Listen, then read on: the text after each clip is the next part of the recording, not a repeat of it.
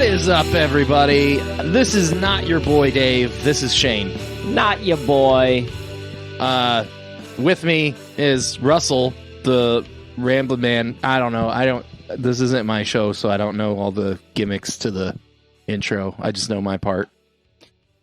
Woof woof. Ew. Shane board. Beep boop. I don't fucking know. Sorry, we murdered your bit, Dave. Yeah, anyway, I'm Russell. Yep. Snowpocalypse 2022. We're in the middle of it. Yep. Day one. It's not that much snow, but there was a lot of rain beforehand. There's like some killer icicles. Yeah, we got some killer icicles going on. Like if you fell underneath them and they fell. Yeah, total like winter horror movie icicles. Yeah. Jack Frost bullshit. Oh shit, Jack Frost. Oh, that movie sucks. Yeah. Sorry, Dave. So Dave's not here because of the snowpocalypse. It's worse in his town than it is here. They're a little further west than we are. And it started a few hours earlier. So yeah, Dave drives like 40 minutes to come hang out with us. Yeah. What a bro. Yeah, I know. He's great. I don't drive 40 minutes anywhere. Yeah, I don't leave the house. So snow, no snow. As long as we have power, I don't give a shit. I do like when there's an obscene amount of snow, though, because then I feel less guilty about not leaving the house. Yeah. I'm like, I have a reason. I do kind of feel guilty about, like, when I was a kid, like, wanting to play in it. And now I'm like, nah, bro. Fuck that shit. Yeah, fuck all that shit. I also don't have coveralls anymore. Mm-hmm. I feel like that's a weird thing to own as an adult if you're not a farmer.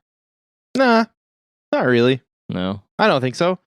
I mean, in Indiana, like, I don't know. It's weird because, like, this isn't actually that bad if you, in the grand scheme of things. Like, if you go further north into, like, Wisconsin, Upper Peninsula, Michigan, Canada, like, they get real snow. Where every car on the car lot has four-wheel drive. Yeah, exactly. Yeah. We get, like, but then, like, you go, like, 3 states south, and they're like, oh my god, a snowflake! And they die. Dude, yes. So, like, 7 years ago, Cassie and I were in Memphis, and it started to snow, and I was like, shit, we got to get back. And we, like, started to get back, and they were shutting roads down with, like, an inch of snow on the ground. Yeah. And they didn't have salt. No. So, like, they had trucks just full of sand, like, dumping sand all over the road. Yeah. And I was like, what in the fuck? They don't have salt. Because this isn't a thing that happens here. Because 7 years ago, it didn't used to happen. It didn't used to snow very often in like like Tennessee once every Kentucky. few years. Yeah. Yeah. They don't have the infrastructure for it. And then, like, the whole state of Texas froze for like 6 weeks last year. Dude, there were people in Texas that don't have furnaces installed in their house, and that blows my mind. Yeah, lots of people. I laughed about it, but lots of people died. Yeah, no, Like, it's nuts. Yeah, that is And, insane. like, Florida has Now they're all in debt because, like, the fucking the power company was like, I don't know, like $200,000 for your gas bill last month. What? Yeah, You did a little bit more than cooking some hot dogs there, Gerald. Florida's been dealing with the much colder weather than they've had to deal with. Dude, before. shit's nuts. Yeah. It's Anyway. wild. Anyway. So, this is episode 0 of season 2, right? Season 2? Season 4. Well, okay, are we doing season 4? So The last season was the there's, first like, season of this show. Yeah, but Do we need to have this conversation on this show? Look, we are a transparent company. Yeah, I guess. Look, corporations, we've discovered in our 30s that corporations, like, nobody has their shit together. Yeah. They're just lying about it. If you guys, like, our 3 listeners, you guys know, everyone that you've ever worked with in your life, including your bosses, none of them knew what the fuck they were doing. They were just faking it till they make it. And they like just made it and never actually learned anything. Most of them, anyway. Anyway, this is Yeah. episode 0. I'm not going to talk about what season. This is episode 0 of DQP Weekly. We're changing the name of this show, kind of separating it from DQP Does. Yeah. It's its own thing. We do talk about movies and stuff a little bit, but it's more of like a news and fun thing, and includes other entertainment. Yeah, this is our you could say it's our catch-all for rambling. Yeah, which that's all we've done so far. Yeah. There's snow outside. All right. By the time you listen to this, there will still be snow outside because it's going to be like -4 all weekend. Yeah. So it's intense. We also do weather now. Yeah, we do the weather like 3 days late. Don't go driving. Hey, if it's 3 days late, we're more likely to be right than the weatherman. Yeah. Anyway, you want to do email? Hindsight's 2020. Yeah, we should do emails. Yeah, so that Bill from Indy doesn't cancel his subscription. Or us. He's gonna like fucking snowshoe it up here, and I don't know where that was going. Kill us. Now I have an image of him with tennis rackets taped to his shoes. I was just thinking of Polar, where they like try to kill fucking what's his fuck, and he's like banging the one girl, and he like kills a couple of them, like while he's throwing around her dead body because the first guy shoots her. That movie is wild. That movie is wild. It's a fun little gem. Yeah. We reviewed that. We reviewed that movie. If you haven't watched Polar, you should go watch it. It's based on a graphic novel, so it's pretty crazy. Yeah. Hard agree. All right, we got a couple of emails here. We'll do Bill from Indy first. So Bill from Indy said, both of your improvised names for Dave's game are terrible. Call it something alliterative. Alliterative? Not illiterate. Not illiterate like me. What is the word I'm looking for? I know how to say it. I've said it before. Alliterative. Alliterative. Alliterative. I mean, just read it. Yeah. It's right there in the email. I don't know. It didn't sound right in my head. Or, I guess in my ears. Call it something alliterative, like Dave's dastardly details. I mean, that's not bad. That's not bad. Not gonna lie, I still like hanging brain with Dave. It's so fucking stupid. Well, that's gonna be up to Dave. So, Dave, when you're listening, let us know what you want to call it. Yeah, bud. Oh, that was a good suggestion. We miss you. We appreciate that, Bill. Bill also went on to say, I have an update on the Wheel of Time series now that the full first season is available. Feel free to talk all the shit you want about the Amazon series. I am all the way out. In my opinion, they have broken the cardinal rule of book adaptations. The show creators think they can tell a better story than what already exists on the page. They are, of course, wrong. Yep. Signed, Bill from Indy. Oh, I'm sorry they're trying to ruin one of your favorite properties, Bill. That's unfortunate. Yeah. Now I have to read the books. Mm-hmm. Good luck with that. Seals the deal. There's like 14 of them. Thousands of pages. Yeah. I've already overwhelmed myself. Yeah, like there's probably like I don't think there's 14. Is there like 12, 11? Oh, I don't know. I didn't think that I was guessing. I thought that there were 14. Oh, maybe there are 14. I think there's 11 by... I mean, he's going to email us again and correct us. So... Yeah, go ahead and email us, Bill. DraftyQ@gmail.com. And in that email, I imagine he's also going to say, will you guys start using fucking Google? Okay, hold on. So before you look it up, I think there is 11 books written by the original author and 3 books written by the author that took up the mantle. Robert Jordan was the original author, and then Brandon Sanderson was the... Holy shit, Russell, there's author. 14. Oh, fuck. Am I right about who did what? Fuck if I know.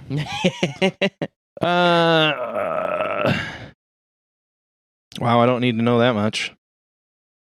I don't want notifications from your random website. Oh my god. Fuck this website. I don't care. I don't know. Ask Billy. It's fine. You don't have to email us about that. Do it. You can, though. Do it. Flex your nerd muscles, bro. Nerd brain. Yeah.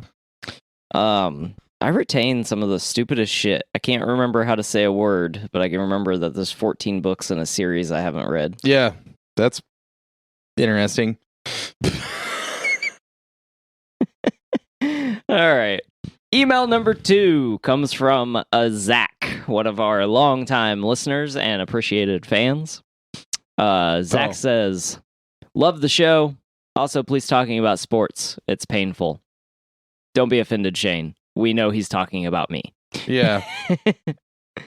I would really like to hear you guys completely rip the DC movies a new one. It would be a really cathartic experience for me to hear you guys eviscerate those movies. Ha! I'm not even reading it. I don't think it's eviscerate. There's no V. Oh, what is it? Let me see. Excoriate? Oh, excoriate. Excoriate. It's all right, so here's the new game that we're playing where our listeners know more words than I do and decide to email us some of them so I can learn a new word every week. I believe I know what excoriate means. It has to do with like dragging over stones. No? Oh, well, they excoriate. You can excoriate with stones. The damage or remove part of the surface of the skin, but he means to censure or criticize severely. I'm going to take a moment to thank Zach for using this word. I like abrading better than excoriating, because excoriating is similar to other words. Abrading, you can't really use abrading in this context, so excoriate is the proper word, I guess. Yeah. But anyway. Yeah. It's a good word. But if you're talking about like ripping people's skin off or rubbing it off with like a cheese grater, use a braid. Yeah. So this is this email is new season suggestions from Zach. Oh, okay. So that is he wants us to talk about DC movies. Talk about DC movies. We talked about talking about the DC movies for a long time. We have.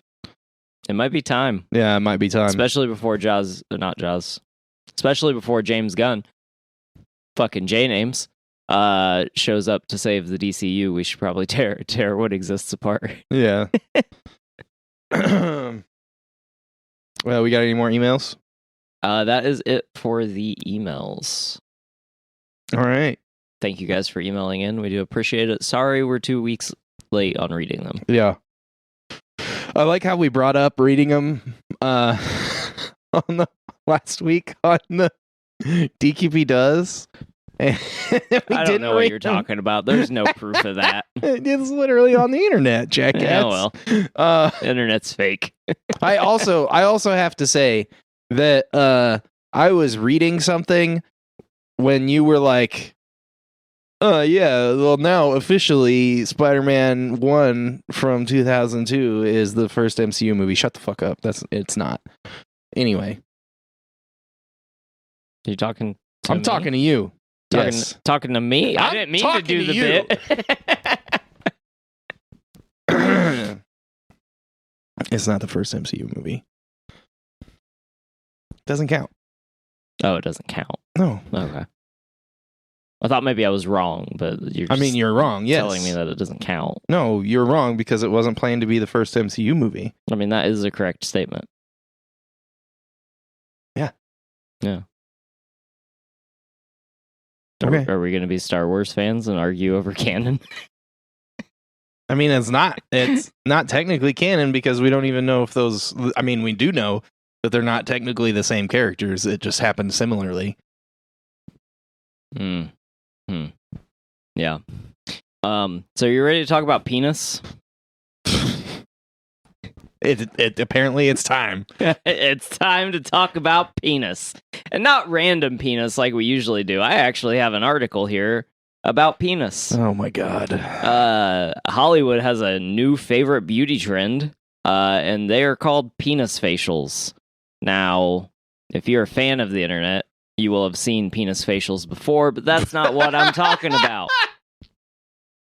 So this article is brought to you by ifuckinglovescience.com, and I'm going to read some of it. The weird beauty practices of the Hollywood elite have become so bizarre they sound like parodies of themselves. That part I agree with. Yeah. Think bird poo and placenta facials, snake venom eye cream, and being stung by bees. Yet the latest trend manages to take things one step further. Cate Blanchett credits her youthful glow to a treatment that uses the foreskins of Korean newborn babies, aka penis facial. So it's even worse than it sounds. Like, yeah. Like, I would be less grossed out if it was like, yeah, we like put semen into face cream and make face masks, and that's what a penis facial is. But no, this is like Korean baby dick pieces. What the fucking shit? Yeah. We saw this facialist. Sidebar. I would like my new nickname on the show to be the facialist. No. Okay. Accepted. We saw this facialist in New York, Georgia Louise, and she gives what we call the penis facial, Blanchett told Vogue in Australia. It's something I don't know what it is or whether it's just because it smells a bit like sperm. There's some enzyme in it, so Sandy refers to it as a penis facial. The Sandy she refers to here is her Ocean's 8 co-star, Sandra Bullock, a woman not new to the world of unusual anti-aging treatments. After all, she regularly applies hemorrhoid cream to her under-eye area to reduce puffiness. Bro, what? I'm glad. I don't know. Sometimes I'm glad I'm like fat and ugly, and I don't have to worry about trying to be pretty.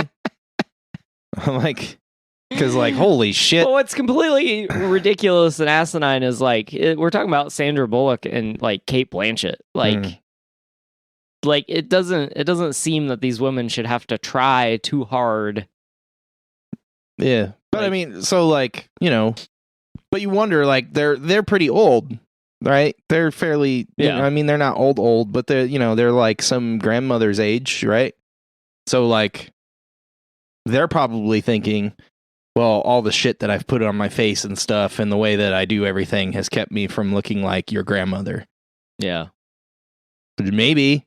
Or maybe, you know, just like clean living and stuff. Yeah, or not having to worry about money. Or not having to worry about money. Yeah. Not having to do the stuff that regular people have to do. Yeah. I don't know. But back to the penis facial. Yep. That was in the article, so that was like perfect. What exactly does this special treatment involve? Well, first of all, it's not really called a penis facial. On the company website, it goes by a far more palatable name, the Hollywood EGF facial.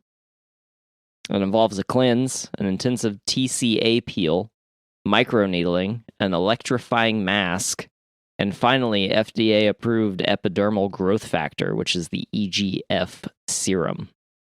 EGF is derived from the progenitor cells of the human fibroblasts taken from Korean newborn baby foreskin, which helps to generate collagen and elastin, Louise explains. So the EGF used in the treatment comes from skin cells produced in a lab. FDA-approved stem cells and peptides are penetrated deep into the skin using a special electric microneedling wand. This process allows the active ingredients to be transported deep in the skin by creating temporary microchannels. It all sounds very sciencey, but how effective is it really? I mean, it just sounds like an injection. Microchannel with a needle is an injection. Yeah. Yeah. So it's not really baby foreskin pieces. No, it's lab-grown baby it's not foreskin like pieces. They're taking baby foreskin pieces and like cutting them up and like placing them on the woman's face. It's still pretty fucking weird, though. Super weird. Well, I mean, like the steps and stuff, right? Because like it's like, oh yeah, we like burn your face off with acid, and then we put a mask on and taser face you, and then we taser face. Taser face. And then Do we have personalities, or are we just Marvel shills? we're just Marvel shills. It's fine. Zach, we will eviscerate and excoriate DC for you soon. Taser face. Anyway, so they like taser face these chicks, and then they put lab grown, just like ground up penis parts on the, like, inject it into their face. After rubbing one of those, I'm sure they have some other version of it, but they were talking about microneedling. Yeah, that's a thing that I've seen, and it makes sort of makes sense. That's the thing that like dudes do. So I once upon a time was researching how to grow a beard, because you can't. I can only grow a goatee and look like a villain from a cheesy 80s movie. And basically the conclusion I came to was to get these microneedler rolls, and you roll them across your face, so then you apply minoxidil. The only thing is, when I applied the minoxidil, I got a really intense headache. I could feel my blood pressure spike. Which is like, that's what it's supposed to do, but you're not supposed to fucking feel it. Yeah. And then I decided this isn't worth having a beard that I'm going to want to shave every 2 weeks anyway. Yeah, you probably like had an allergic reaction to it or something. Yeah, it was not good. I'm guessing, like overreaction. But anyway, like the microneedling makes sense. And then they either like rub this stuff on afterwards, or they inject it or whatever. But like the first few parts are actually worse than the rest of it, in my opinion. You know, like as far as like extreme. Yeah, the taser facing. Yeah, the taser facing and like burning your face off with because it's basically like exfoliating with acid or something. Yeah. Whatever. Can we be done talking about beauty shit? This is fucking weird. I mean, like, it's not as weird as it was with like the baby penis stuff, but like, why are we talking about baby penises 2 weeks in a row too? Like, can we not? Well, let's keep baby penis out of the news. Yeah, let's stop using baby penis for stuff, guys. Yeah. I can't believe I have to say that. But anyway, in 2022. Yeah, so last few weeks, last several weeks, we've been doing Spider-Man stuff and paying attention to all the Spider-Man news that has been coming out. And, yes. You know, lots of statements have been flying around. Amy Pascal said there's a new Marvel Sony Spider-Man trilogy coming out. Kevin Feige has confirmed there's going to be a new Spider-Man trilogy, MCU Sony mashup trilogy coming out. We've got all this Spider-Man news.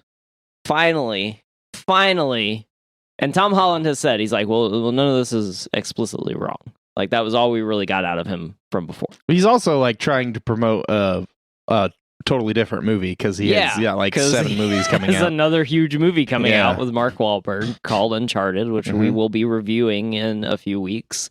So in some press conference, he was asked about what was going on. He finally kind of like broke code, silence, whatever, to say that right now they're just in discussion and talks about him returning for another Spider-Man trilogy.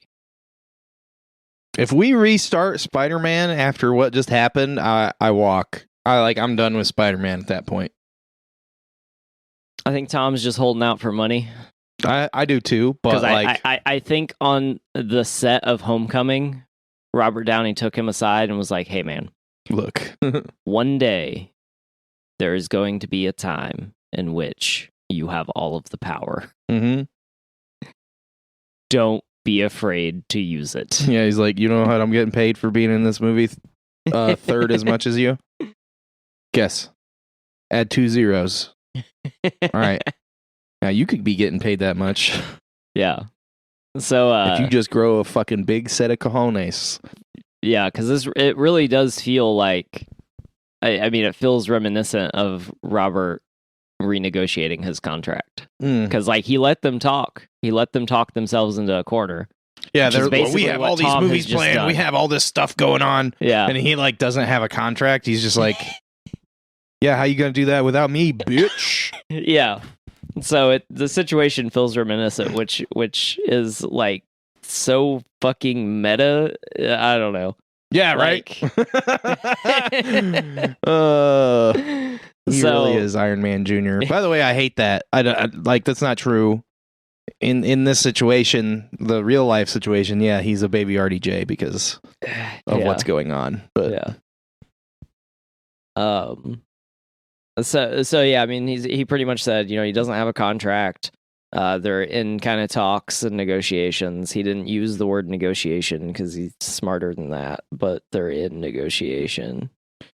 I'm glad he's not like 18 anymore and like is smarter than he was. Yeah, I think he's gonna take him for as much as he can, and I think they're gonna give it to him. Somebody's got to take fucking Disney's money. Yeah, they got enough. Yeah, and a lot of it's mine.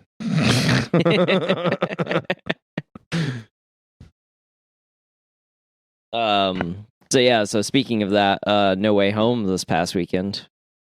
Yeah, took third in the box office this last weekend with 7.4 million. I didn't see what the other movies made. One of them was Moonfall. I don't remember what the other one was. It was just like a off comment. Is it Scream again? Maybe. We purposefully like tried to prepare for this episode so that this wouldn't happen. And then we're like, yeah, we could talk about this little random thing. And now I'm not ready for it. I gotcha. I got myself.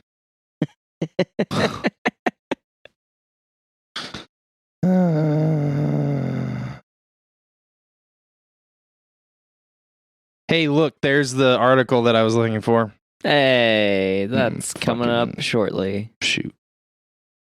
Okay, so here we go.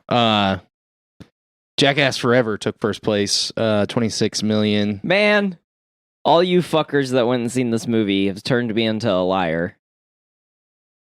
I've been saying for months, maybe not on the podcast, but I've been saying in real life. Why is this movie coming out? No one cares. Why did it get number one? Bunch of people wanted to see like random old dudes get fucked up one last time. Fucking nostalgia, man. Who the fuck goes and watch a movie out of pure nostalgia? Don't answer that. Moonfall got 11 million. Spider-Man No Way Home placed third with 7.4 at negative 33% from the last weekend. So, yep. 700. This is all domestic, by the way, I believe.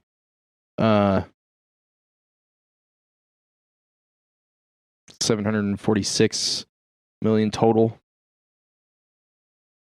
Damn, dude. Yeah. Yeah. We surpassed 1 billion worldwide, right? Isn't it at like 1.3 worldwide? 1.3, yeah, 1.3 billion worldwide. I think it beat. There's a video of an interviewer telling Tom Holland that it beat Avatar domestic, and he's just like, "What?" And he like looks over at like his publicist or whoever's with him and be like, "Is he fucking with me right now?" I love Tom. You guys should look that up. It's pretty funny. His interviews are always so great. Yeah. You guys should watch his Hot Ones. His Hot Ones is great. Yeah, that was pretty good. We're not sponsored by Hot Ones, but Hot Ones is cool. Does Hot Ones do sponsors? No. No. They get sponsored. Yeah, like what? All right. I'll sponsor Hot Ones. I'll even try the sauces. The bomb is good. It's just super fucking hot. Like a dab will do you. A dab will indeed do ya. Okay, so oh, you had the Eternals. Speaking of Marvel news, Eternals leaves theaters with second worst domestic performance in MCU history. Yeah, because it was trash. Eternals Rewired. This article is brought to you by thedirect.com. Okay. Eternal. Why was that hilarious? That was so funny. Because I was so climactic, and you were like, "Okay." The Direct. Eternals Rewired the Marvel Cinematic Universe's DNA. Sure. The epic spanned thousands of years, journeying into ancient civilizations through a Marvel Studios lens that connected to a present-day apocalyptic narrative. Boasting a cast that included A-listers and award-winning actors such as Angelina Jolie and Richard Madden, on top of the golden stamp of approval from Marvel president Kevin Feige. Eternals appeared primed for success. Wah, wah. While Eternals was far from a failure, financially, maybe. Yeah, the Immortal Ensemble's first installment left a lot to be desired. Hopefully last installment. The film is currently the only Marvel Studios picture to receive a rotten score on Rotten Tomatoes and also raked in the lowest opening weekend domestic box office for an MCU film since 2015's Ant-Man. It deserved every bit of that. Yeah. Despite those underwhelming numbers, Eternals proved to be a high-demand property with its record-breaking Disney Plus debut. Okay, but that's not a good thing. That means everyone saw the trailer and was like, I'll wait till I can watch it at home, because it doesn't look like it's worth going to the theaters. I have Disney Plus so that my kids can watch Encanto or whatever, and blah, blah, blah. So, like, this Marvel movie is coming out. Should I go to the theaters, watch the trailer? No, I'll wait until I can watch it for free. Yeah. Not one fucking person subscribed to Disney Plus just to watch this movie. Yeah. That's an exaggeration, but I'm pretty sure it's real close to zero. Yeah. If it's not zero, it is 1. It's an insignificant number. Despite all the robots on Reddit that say this movie is one of the best MCU movies, I swear to God, they're all fucking robots. I would also say, not to defend the movie or its lackluster box office, but I do also wonder if, like, some part of it had to do with, like, when you seen the trailer, like, it didn't look like a family film. It didn't look like a Marvel movie you would take your kids to see. Like, it looked like it was going to be darker than what it was. It looked like it was going to be more intense. It was kind of dark, but, like, yeah, some of that might have gotten cut out, but there's just structural problems with that movie, and we talked at length about that on our review. Yeah. But what I'm saying is, like, I do wonder if that didn't hurt its, like, box office a little bit. Like, people being like, it doesn't look like a movie I want to take my kids to. Well, the first weekend when we went, and there was literally, like, a family behind us, and then the like, totally PG sex scene happened, but it's a PG-13 movie. Yeah. And, like, they have, like, their 7-year-old or something, and they're like, oh shit. They're gonna fuck. Yeah. So 3 months after it was released in theaters, Eternal has officially exited cinemas in the United States. Good. And its receipt is not much to write home about. Yeah, but you wrote about it anyway. And we're talking about it anyway. Just because we want to trash this movie. Well, that's true. Eternals ends its domestic run as the second worst performing movie in Marvel Studios' 14-year history. And the lowest was Ant-Man?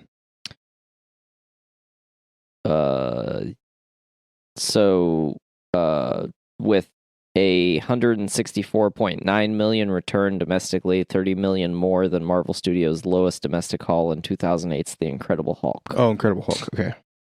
Eternals falls $60 million short of fellow fall 2021 MCU release Shang-Chi and The Legend of the Ten Rings, which boasted $224 million at the domestic box office. So that movie was fucking awesome. That movie was fucking great.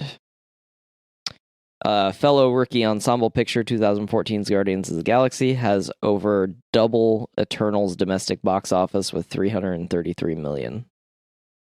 Did they just need to make this article longer? I think they did. They're just going to compare it mathematically to every single and write a whole paragraph about each equation. Internationally, Eternals has crossed 400 million, placing it comfortably over popular projects like Captain America: The First Avenger and Black Widow. What's next for Eternals? Nothing, hopefully. An Eternal sequel remains unconfirmed, but these numbers shouldn't influence franchise plans too much. Yes, they should. The quality of this movie should affect sequels plans. Because, like, I don't understand how somebody can go watch this movie and think it's good.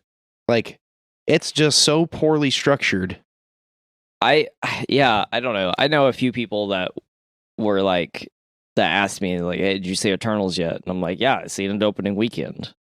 And they were like, well, you haven't talked, what did you think? And I was like, I haven't talked about it because I hate it. Yeah. Like, I'm not happy that I hate it. I don't want to hate it. Right. But I hate it. Right. So, and then I do know a few people who aren't like super huge into comics that was like, what the fuck was that? And I was like, that was 3 stories combined into one story, and they had to force feed you 5 minutes of narrative because they didn't think that you were smart enough to pick up on the story because they weren't smart enough to tell the story without force feeding you 5 minutes of narrative. I summed up our entire Eternals podcast in 3 sentences. Yeah. Or at least what I said in the episode. Yeah. But, yeah, no, it's wild. I mean, they gotta fail sometime, right? Like, if they just keep succeeding, then they're gonna plateau. And I'm hoping the failure in the story for Eternals, like, forces them to learn a lesson. Yeah, they gotta learn from their mistakes. Yeah. So, all right. Can we move on from Eternals? We've talked about it a lot, and it's trash. Yeah, I got a bad taste in my mouth. Yeah. One more piece of Marvel news, which is comic book related. Oh yeah.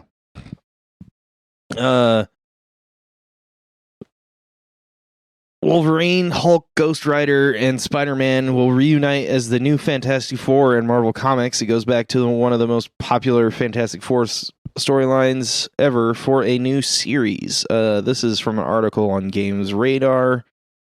There's a new Fantastic Four in town, at least there was back in 1991's Fantastic Four number 347. Now the new Fantastic Four, consisting of Wolverine, Hulk, Spider-Man, and Ghost Rider, are coming back in their own title, which harkens back to the original adventures.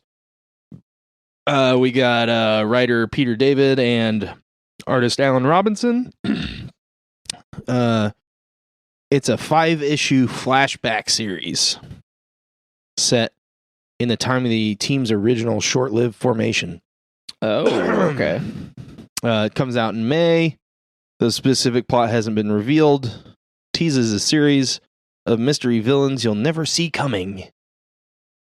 I swear to God, the ads for fucking comic books are like, they never changed since like the 80s or something. Maybe even earlier. They're so cheesy sounding. A series of mysterious villains you'll never see coming. Ha ha! Whiz bang. Cheddar Shane. Jesus. Bringing the cheese. The concept of the original New Fantastic Four has been referenced in the current Devil's Reign Superior Four limited series, in which Dr. Octopus assembles a team of his own multiverse variants based on Hulk, Wolverine, and Ghost Rider. Yeah, so there's a thing going on. I don't know. I haven't read anything about it. There's a thing going on in New York City in current Marvel comics called Devil's Reign, and there's just like a bunch of limited series about it. But yeah, that one looks interesting. The Superior Four, Dr. Octopus literally assembles a team of other Otto Octaviuses that are like have the powers of the Hulk, Wolverine, and Ghost Rider. So they're like 4-armed or 6-armed dudes, but they're like if Otto had that many arms and then became the Hulk or became Wolverine or became Ghost Rider. But they're all Otto. So I was super into this. And I was going to go get it. But I haven't bought a comic single in a long time. Yeah. It's a Now I'm it's not a- so sure. It's a limited series Yeah. about those 4 characters. The limited series part is part of what pulled me in and Yeah. interested me. I like that. Because like as a comic book fan, it's really hard to like keep up on everything. But I could dig on some limited series stuff. Yeah. I'm interested in reading Devil's Reign in general. When it comes out on Unlimited. Yeah. Yeah. But I do like this iteration of the Fantastic Four. Yeah. Because the interactions between all 4 of those characters, like those 4 characters all have so much personality. Yeah, it's very interesting because they all like have fought each other too. Yeah. And like anytime you stick Ghost Rider on a team, I'm like, okay, I gotta see how this goes. Right. Like Wolverine is like, Wolverine's a Ronin. He's a lone wolf. He's but he also still works really well in a team. Yeah. Like whereas like Ghost Rider is like kind of like fuck you guys, we'll do this my way. Yeah. And they're like you're part of the team, and he's like, yeah, no, I mean I'll be there. I got your back, but also fuck you. Yeah. Also, like I'm going to like ruin this dude's soul, so I hope you're not worried about the whole killing and not killing thing, because like I'm gonna do worse than that. So yeah, that looks interesting. Look out for that in May if you're buying singles, or look out for it sometime in like December or some shit if you're on Unlimited.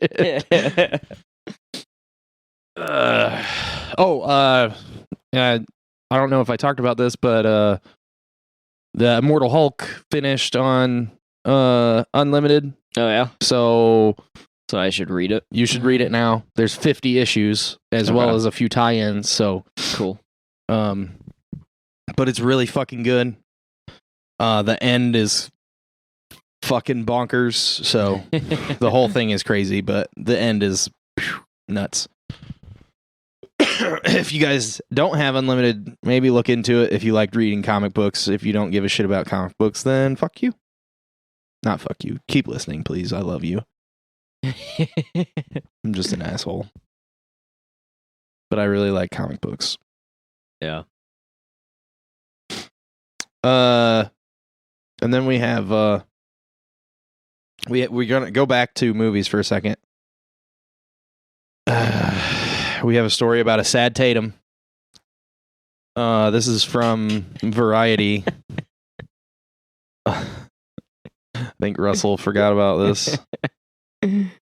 Why is everything asking me to fucking let them this send dude's me name just like makes me laugh, because once upon a time someone called him Tatum Channing, and I could never get his name right again. Yeah. Okay, so this is Channing Tatum. Channing Tatum. This is from Variety. Channing Tatum was so traumatized by not playing Gambit that he can't watch Marvel movies. It was just too sad. I think he's just trying to get a prescription for Xanax. Oh my god. So in this week's Variety cover story, he's talking about the road to co-directing his first movie, Dog, which looks, I don't know if it looks like it could be a really stupid movie. It looks like it could possibly be like a Marley and Me situation. I don't know. Yeah. I don't care either. Before he came up with the idea, Tatum and Carolyn spent 4 years developing Gambit, a raunchy standalone movie based on the X-Men mutant. Raunchy? What? I mean, it could be, but like, I don't feel like it should be. He's like a fairly charming dude. He's not like a Gambit XXL. Like, is he gonna be a stripper now? Superhero Project was set up at 20th Century Fox in 2016. Tatum and Carolyn, who's his longtime producer partner, had lobbied to share the director's chair. The studio really didn't want us to direct it. Tatum says they wanted anybody but us, essentially, because we had never directed anything. He was so in love with the script that he'd written with Carolyn that he was up to letting go of directing. Speaking about it now, still defends the character as if it were a real person. They would call him flamboyant in his description, Tatum says. I wouldn't. He was just the coolest person. He could just pull anything off. Most superheroes, their outfits are utilitarian. Batman's got his belt. Gambit's like, no, this shit's just fly, bro. Fuck off. I fucking hate him now. No, listen, this shit walked down the Paris runway last year. He's just wearing the stuff that's so dope because he loves fashion. Fuck off. Fuck you. Oh, God. Huh. This just keeps getting worse. Their version of Gambit resembled the tone of Deadpool and would have been rated R. We wanted to make a romantic comedy superhero movie. All right, fuck you, Channing. I'm done with you. Get the fuck out of here. I want to read the script. No. It needs to die in a fire just like the fucking Green Lantern script at the end of Deadpool 2. Traumatized by not playing Gambit so he could ruin a character. Thanks. Bye, Channing. Hold on. I mean, I gotta defend him like a little bit. So like the title makes it sound ridiculous, and like it is kind of ridiculous. But I mean, if you think about it, like all the time he spent on the script, and no, like, I get that, developing the character and like falling in love with the character that he thought he was gonna play. Like, I mean, I kind of get it. I kind of get being upset, but yes, like being upset, yes. Hollywood physicians will just give you whatever drug you want. So I feel like he's going a little far to get a prescription for antipsychotics. Yeah. Also, he should never be let anywhere near a script again. If they were going to make a raunchy rom-com. Yeah, that off. is ridiculous. I would like to read the script one day. But I do find that absolutely ridiculous because you have missed the entire point of Gambit as a character. Yeah, Like, it's all a facade. Yeah. Jesus Christ. Okay. Yeah. Closing that article. Fuck you, Channing Tatum. If you want to send us the fucking shit-ass script that you wrote with your longtime producer partner, go ahead. draftyq@gmail.com. Or if you just want to send us a picture of you giving us the middle finger, I don't care. We'll have your email. Dude, if we get a picture of Channing Tatum sending us the middle finger. We'll put it on our fucking Facebook. I don't care. I don't give a fuck. I've been listening to you guys since the beginning and I was rooting for you. How dare you shit on me? We'll shit on you if we want to. Whoa. Metaphorically, not okay. Actually physically. That's okay. You need consent. You definitely need consent for that. Holy shit. Yeah. So next up, Moonfall hates maple syrup. Yeah, so I'm interested. This is weird. This is from the globeandmail.com. I don't know. A Canadian website, maybe? I don't know. Canada's weird. Sorry, Paul. Inside the mystery of the missing Moonfall, the biggest movie to ever bypass Canadian audiences. Like, why? Why wasn't it released in Canada? Where'd the fucking article go? Oh shit! Are we on the cusp of a conspiracy? Oh, what the shit?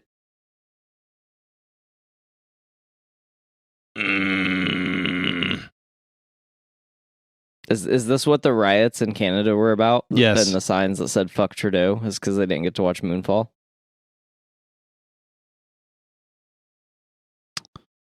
Okay, here we go.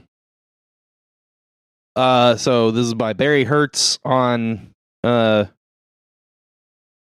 Globe and Mail, but apparently it's a subscription site, so just go to Reddit and look it up. And somebody copy pasted the article in the comments. Not all heroes wear capes. Nope. Oh. That guy might be wearing a cape. His name is Chanma50, so that doesn't help. Is it Channing Tatum? I'm gonna message him now. Your fucking script for Gambit suck dicks. Anyway, inside the mystery of the missing Moonfall, the biggest movie to ever bypass Canadian audiences. This weekend, the new End of the World movie Moonfall is set to dominate the box office. Directed by Roland Emmerich, the disaster porn artist behind Independence Day. Wow. Behind Independence Day 2012 and The Day After Tomorrow, Moonfall looks gloriously trash-tacular. I love this writer. Yeah. It features a curious collection of stars: Halle Berry, Patrick Wilson, Donald Sutherland. A head-shaking plot: a mysterious force has knocked the moon out of its orbit and sends it hurtling toward Earth. And a beautifully absurd tagline: in 2022, humanity will face the dark side of the moon. God damn.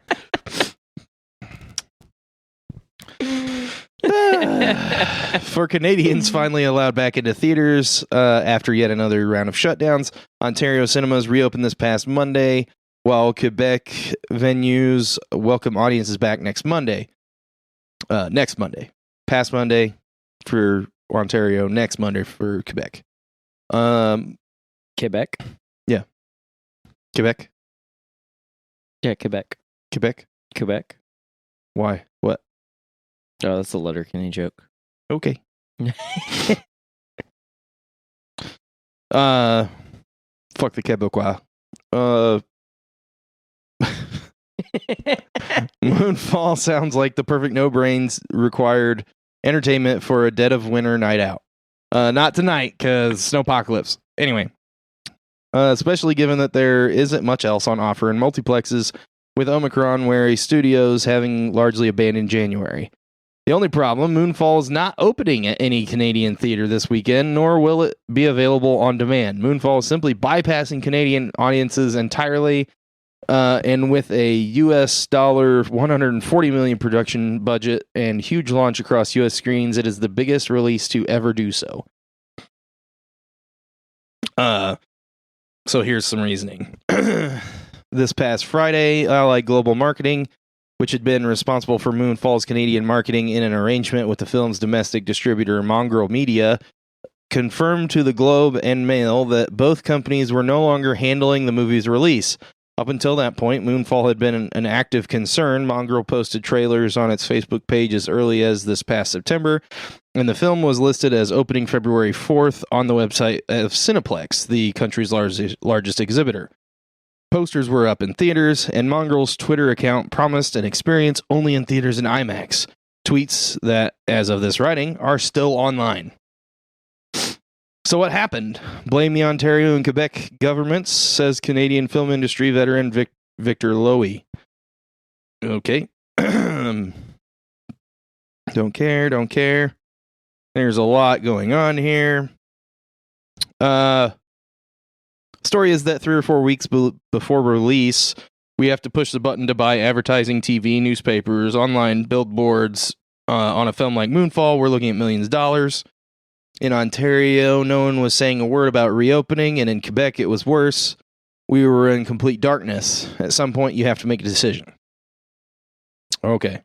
So Lowy said Mongrel had already spent $150,000 to advertise Moonfall last year, but given that Quebec shuttered theaters December 20th and Ontario closed cinemas 2 weeks after that, with no firm guarantee as to a reopening date in either province, the gamble of committing to further promotional spending was too risky. At Christmas, we had American Underdog, and a few before that release, Quebec shut down. We took a big loss, and this is the way it's playing out. So it's basically because of They didn't COVID. know about they didn't COVID know if and restrictions. their two largest provenance. their provinces, not province, province.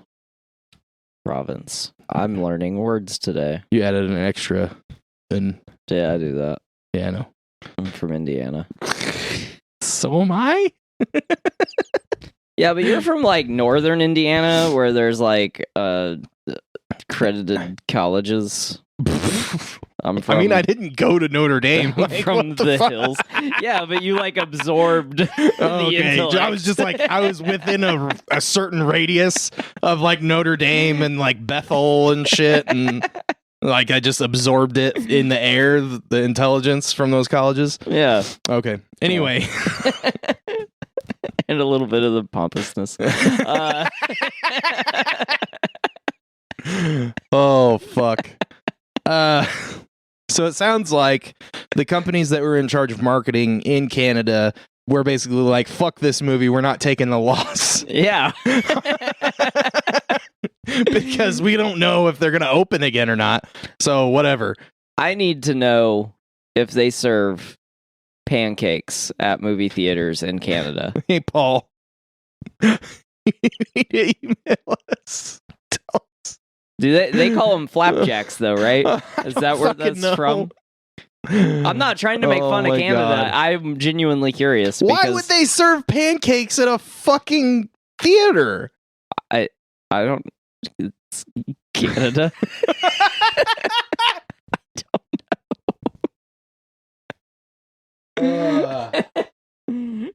If anything, they would serve like poutine or some shit. Like,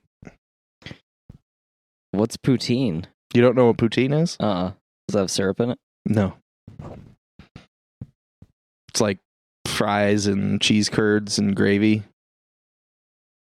There might be bacon. I don't know. That- Paul, don't kill me. Sounds delicious. Yeah. Yeah. Yeah, and we don't, like, no one around here makes it right. Like, per Paul. Well, He also doesn't like white gravy because they don't have that up there. They don't have white gravy. It's like all brown gravy. Well, that's interesting. Yeah, I don't know what the fuck. Canada's weird, bro. I mean, I don't super love white gravy, like sausage gravy. Yes. But like the white gravy on country fried steak, I don't know if that's like the same thing or made I think with it's flour basically or the what same. It is, it's but like flour and meat fat. Yeah. I don't know. Not a big fan of that. Yeah. That's interesting. I mean, I could try calling him, but I don't know if he has to work tomorrow or not. I mean, you can't see me looking outside, but I'm looking outside. I imagine he has to work. Well, he lives in Atlanta, so Oh, yeah, that's right. I always forget. I forget he moved all the time. yeah, Every time. All the time. yeah. Bill from Indy asked Paul, because like we all know each other. Like, there's, I don't know who listen. Somebody that we don't personally know needs to email us. Please email us and let us know that you exist, because I feel like we're talking to like 5 people that we personally know. Yeah. So like, you know, not Bill, not Paul, not Zach, not Yeah, Zach's emailed us a few times. And I know Zach personally. Yeah. You've met Zach. I've met Zach. Zach's a good guy. Shout out and congratulations to Zach, by the way. Mhm. Him and his wife had a baby or are pregnant. Is that the Zach that we played fantasy with? Yes. Okay, I saw him at the theater when we went to see No Way Home, I think. Oh, really? Yeah. Cool. He was like, I think he was coming out the same time we came out. Yeah. So, hey, dude. That's cool, people. He said hi, but Yeah, I was just like, oh, hey. he's cool. Yep. We used to work together. But I want somebody that we don't personally know to email us, because like I don't know if you exist. Yeah. Um, Like that random British lady yeah, that but like not wanted a to scam. buy a part of the company. I thought she just wanted you to send pictures of your dick or something, or she wanted to send you pictures of her in She was negligee. looking for a sexual / investment opportunity. That's almost too weird to be a scam. But anyway, That's what I said. still not Cassie enticing. still said no. but I was like- like, what? There's a lot of money. No. Okay. Guess we'll just work till we die. But yeah, so Uh, I would like somebody that we don't personally know to email us, draftyq@gmail.com. But I also need Paul to email us about poutine and pancakes at movie theaters in Canada. flapjacks. I think the correct term is flapjacks. I kind of want him to come up here and just be Punch like, me in the throat. punch you in the throat. There's the bad precedent for that, so probably not a great idea. Yeah, I feel like you shouldn't show up and punch me in the throat. That's an inside joke. We weren't going to do those anymore on the podcast because this is about stories we can't tell.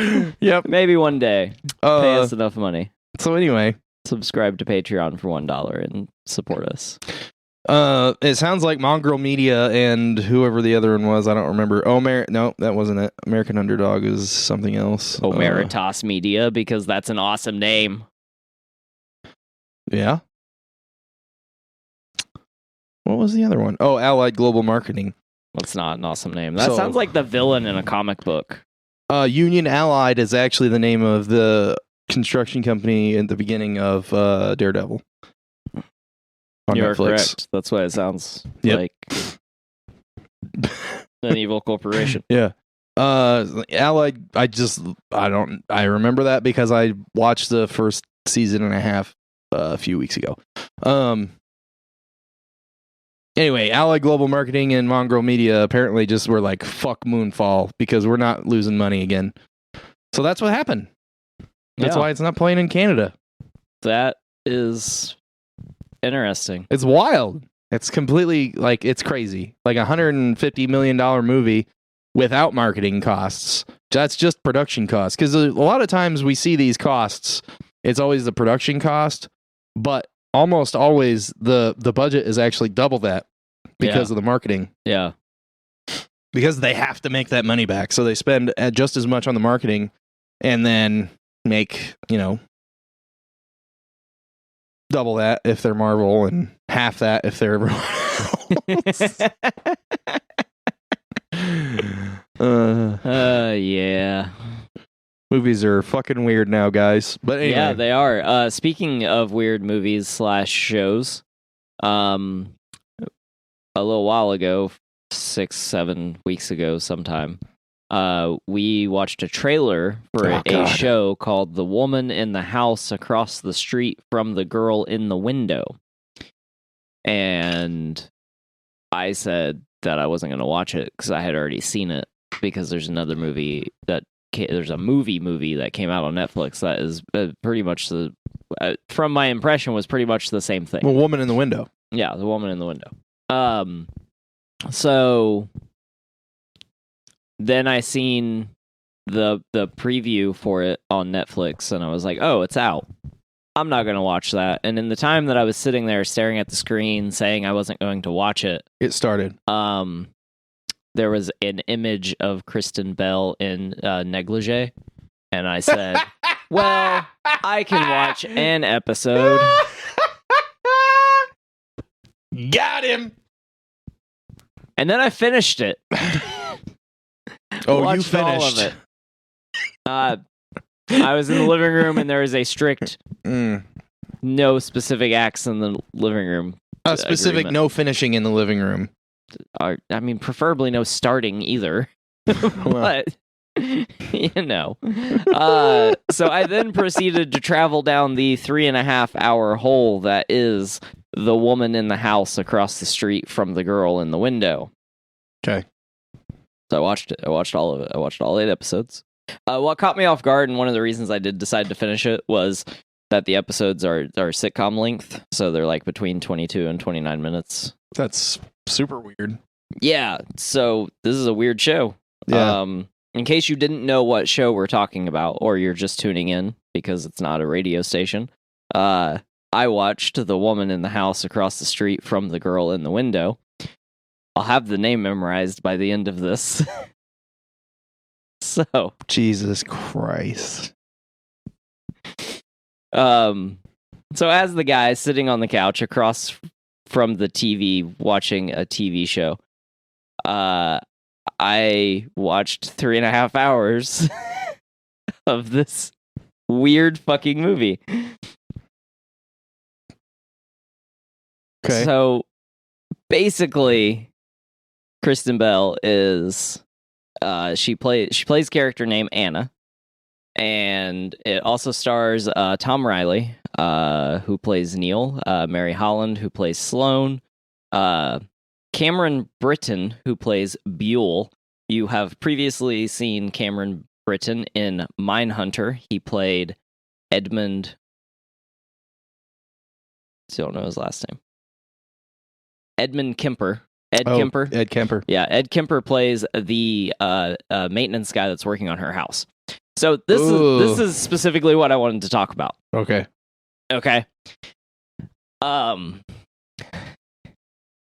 I still honestly don't know how to feel about this because part of me wants to say that this show is terrible and that it's really bad. Yeah. And then part of me wants to be like, this is the greatest version of this thing that I've ever seen. Because this thing has been done to death so many times that like I didn't understand why we needed this. And then we found out that it was going to be a comedy. Right. And we were like, oh, so it's going to be a comedy. And then I watched it and I was like, this is not a fucking comedy. And then I read a couple reviews after watching a couple episodes to see if I should bother finishing it. And the reviews told me not to. And the reviews called it a parody. But I wasn't really getting the parody thing either. Because it's not a parody. Like, it's just literally not. Like, it sort of is, but it's not. It's complete and utter satire. Is the best way, I think, to describe this series. Mm-hmm. So it has all of the tropes of this type of story. So the maintenance guy, Cameron Britton, who plays Ed Kemper on Mindhunter, and who plays Buell in The Woman in the House Across the Street from the girl in the window, is working on her mailbox in the first episode. And he's just outside her house working on the mailbox. She comes outside, she says hi. He says hi. And he's kind of supposed to be like this kind of like there's clearly something wrong with him. Yeah. Like when he talks. Like I don't want to say he has any like sort of mental illness because I don't know if that's what they were going for. If it is what they were going for, it didn't really come across right. Yeah. But like he just doesn't feel normal. Mm-hmm. So in the first episode, one of the earlier scenes in the first episode, he's working on her mailbox. And in every episode, up until the last two episodes, he is working on her mailbox. It's a very ineffectual maintenance man. This was my favorite part of the whole show, is every time she leaves her house, he's working on her mailbox. He's not doing something different around the yard or something else around the neighborhood. Like every single time you see him for like most of the show, he's just working on her mailbox. Okay. And at one point he's like trying to put the flag on, and another point he's painting the mailbox. So it's like a couple different things, but it's everything that could have been done in like 2 hours. Yeah. On a mailbox. Sure. Except it gets dragged out. Yeah. Which is my favorite bit in the show. So it does that, and then and that's the best example I can use without really spoiling anything in the show.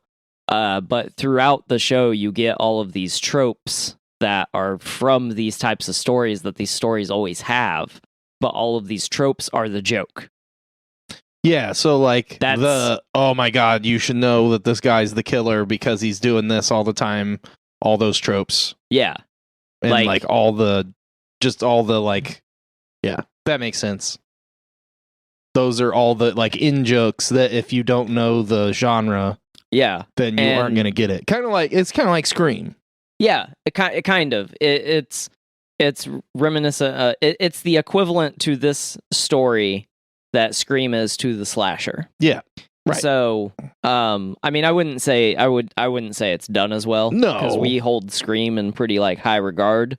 Yes, and like I wouldn't really want to watch this show again. Yeah, Scream is a very high like tier version of a satire of a popular genre. Yeah. I am kind of glad I watched it. I mean, I basically had the time to waste. Like, it wasn't a super big deal that I was like finished it and was just like, what the fuck afterwards? And like it only gets more ridiculous as it goes. So like, but there's like reasoning. Like, it's a fairly good story. It's told fairly well, but the stuff that is the stuff that is ridiculous and bad in the story is the parts that are supposed to be funny that's meant to be ridiculous and bad. Yeah. Like at one point she's talking to her husband and which is like her ex-husband, but you know that in the beginning. And she says something about Buell still working on the mailbox, and he's like, he's been working on the mailbox for 3 years. And so then at that point you're supposed to do the reel back in your head and like be like, oh man, he's been working on the mailbox the entire show. Like, and he's the killer. Yeah.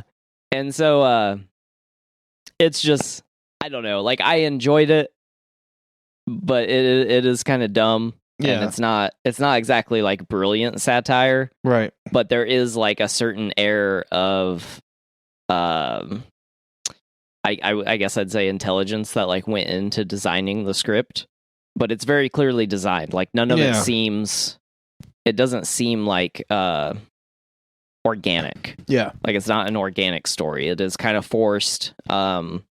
It's not like a super great thing to watch. I only recommend it if you're okay with wasting 3.5 hours. And like if you literally are just like, I don't want to super think about anything really hard, then like it's okay to watch. Mm-hmm. Like it is kind of, it's amusing. There are elements of it that are funny, but you don't feel like you're supposed to laugh, which also fucked with me because it wasn't like letting me know that it was okay to laugh, which like a lot of stuff has been doing recently. Like weird pauses in the movie that don't need to be there, like for like the laughter and you not being able to hear what's going to get said next. Like I've noticed that's been like a reoccurring thing on streaming. But so it doesn't really reinforce any of it that it's funny. So it doesn't take itself too seriously, but it also doesn't joke about itself enough to be a comedy. It's just really weird. Yeah. Like I can't tell you if it's good or bad. I cannot. Like I have no like bearing on whether or not this is like a good thing or a bad thing. Completely meh, but like sort of well done, but you're not sure what the intent was, so you can't tell if it was actually well done or not. Yeah. Yeah. Because you like if you're intended to actually laugh, you should know. Even with dark comedy, that like there's obvious laughter. Right. Yeah. Yeah, and see, I wouldn't say it's a dark comedy either. Like, and really? like a couple of reviews was like, oh, it's dark. It's super dark. And like, I didn't think it was dark. Like, Bo Burnham's inside is fucking dark. Yeah. Like, that is dark comedy. This I didn't necessarily think was dark. Like, it's the stuff that could have been super dark, they made jokes out of. Maybe they were trying not to go that dark, so that's why they made the stuff that wasn't as dark that could have been funny into darker, and then took the really dark stuff and made it funny. Yeah, like when you find out what happens to her daughter. So you learn in the first few minutes of the first episode that her daughter had died, and that's kind of why she's on like this prescription medicine and drinking and stuff. But when you find out what happened to her daughter, it's so absolutely fucking ridiculous. Like it's just, and I'll tell you off air, but I don't want to I don't want to spoil it because it's just so ridiculous that when you're like, what the fuck? You were most definitely like, what the fuck? And then you're like, and that was when I got confused, was when I found out what happened to the daughter. I was like, is this a joke? Is this a joke? Like, is this okay to joke about? This is fucking ridiculous. Like, this is absolutely fucking insane. So, but yeah, it's just, I don't know. Like I said, I only really recommend it if you like have 3.5 hours to waste, or if you're sitting down to watch something to eat and you don't want to commit to something too long, like, and you want to watch it in pieces, then like by all means. But it's not anything to write home about. But yeah, I would say on a scale of 1 to 10, if I was going to rate it, I'd give it a 6. But I also feel weird rating it because I don't really know how I feel about it as far as like being good or bad. Okay. Mildly enjoyable. If you've seen other stuff like this, then like you'll probably get all of the trope jokes. If you liked Hot Fuzz more than you liked Scream, probably don't watch this. That's pretty good. That's such a far and broad reference. Yeah. So basically, what I'm saying is that Hot Fuzz is a satire with a lot of clear humor in it. Yeah. Whereas Scream is a satire that is very serious, but still is satirical. Yeah.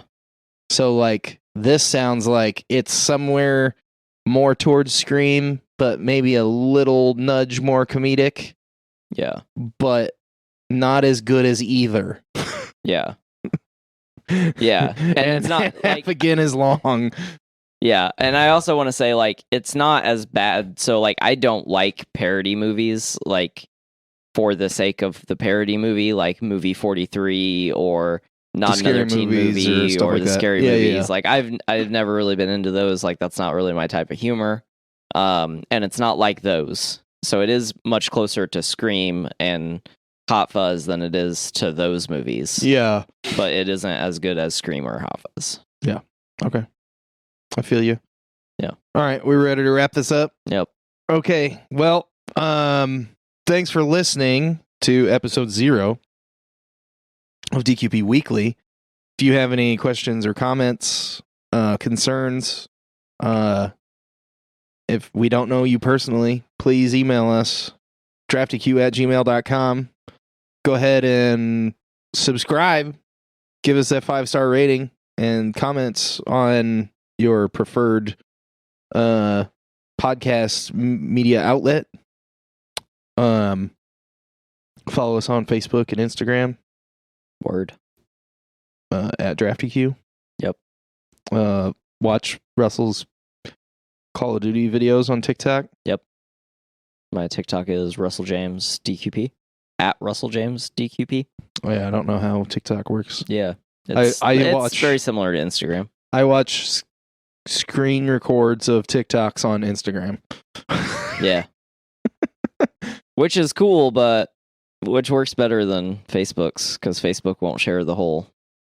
That doesn't make any sense. Yeah, you have less time on the Facebook reel than you do on the Instagram reels. And it's the same or the TikToks thing. Yeah. They're both Facebook. I think Facebook is doing that on purpose to steer traffic to Instagram because you have to watch. If you watch the video and you can tell it's only half of it or there's no context or whatever, then you have to go to Instagram to pull up the full video. Ugh. And then if it's like a part of a YouTube video, you have to go to their profile and click the link and then go to their YouTube and look for the video. Yeah, it's almost like we need something to come out as a website that is more effective than Facebook and YouTube and Instagram. Whatever. Anyway, it's almost like monopolies are a bad thing. Yeah. Thanks for listening. This has been episode 0. Yes, it has been. Also, we don't have a whole lot of content on Patreon, but we would appreciate you subscribing for $1 as general support. Yes. And one day we will create some Patreon content. Yes. Again. Is there stuff still up there? Yeah, there's stuff still up there. Yeah, there's stuff for you to peruse if you've never subscribed before. But yeah, this has been episode 0 of DQP Weekly. I am not your boy, Dave. I am Shane. And Russell has been rambling this whole episode. Yes. Correct. Goodbye. And good night.